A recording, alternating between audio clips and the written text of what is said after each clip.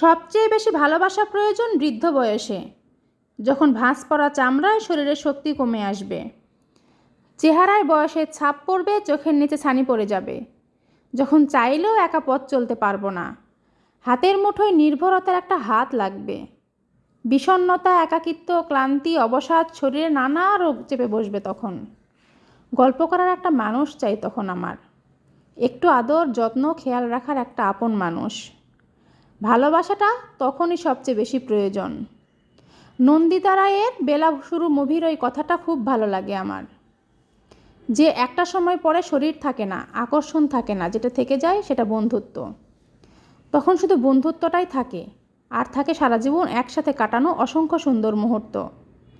2-4 বছর একসাথে থাকার মাঝেই ভালোবাসার সার্থকতা নয়। ভালোবাসার সার্থকতা যখন বছরের পর বছর একসাথে থেকে একে অপরকে বুড়ো হতে দেখেছ, যত্ন, আদর, ভালোবাসা আর পরম মমতায় সেই বৃদ্ধ বয়সে একে অপরের পাশে থেকেছ। সত্যিকারের ভালোবাসা তো সেখানেই।